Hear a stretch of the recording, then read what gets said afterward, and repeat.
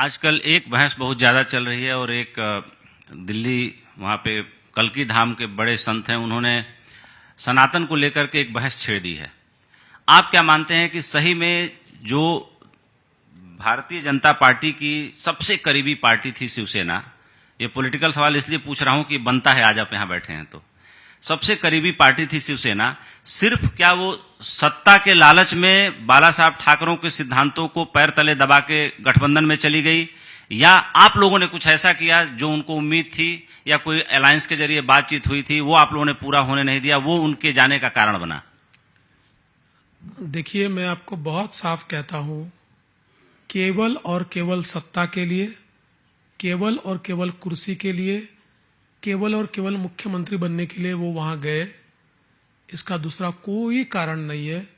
हम साथ में चुनाव लड़े थे। चुनाव के हर भाषण में मोदी जी कहते थे, अमित भाई कहते थे, नड्डा जी कहते थे और स्वयं उद्धव जी भी ये कहते थे कि मेरे नेतृत्व में चुनाव लड़ा जा रहा है, देवेंद्र फडणवीस के नेतृत्व में चुनाव लड़ा जा रहा है। बार बार ये घोषणा हुई थी कि हमारा मुख्यमंत्री पद का उम्मीदवार देवेंद्र फडणवीस है। अगर कोई वादा होता तो उस समय उद्धव जी ऑब्जेक्शन लेते कि नहीं भाई, ये क्यों आप कह रहे, वादा तो ऐसा हुआ है। उन्होंने कभी कहा नहीं। जैसे ही नंबर फंसे और उनके ध्यान में आया कि मैंने अगर पार्टी बदली, पाला बदला तो एक नई सरकार बन सकती है, तो उन्होंने उसका प्रयोग किया और प्रयोग करते समय उन्होंने श्रद्धेय बाला साहब ठाकरे जी के विचारों को अपने कदमों तले रौंद दिया।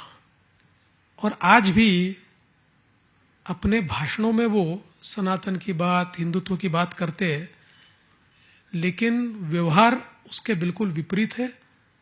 आज परिस्थिति यह है, हमने इस चुनाव में देखा कि शिवसेना यानी उनकी जो उबाठा सेना है, उस उबाठा सेना के जो उम्मीदवार थे, उन उम्मीदवार का प्रचार करने के लिए बंबई मुंबई बम विस्फोट के आरोपी ये उनका प्रचार कर रहे थे। एक उनकी बड़ी रैली चल रही थी, उस रैली में पाकिस्तान का झंडा लगा हुआ था और लोग उस पर नाच रहे थे। अब मुझे बताइए, अगर श्रद्धेय बाला साहब ठाकरे जीवित होते तो क्या इस चीज को सहन कर सकते? उनकी पार्टी में सहन कर सकते?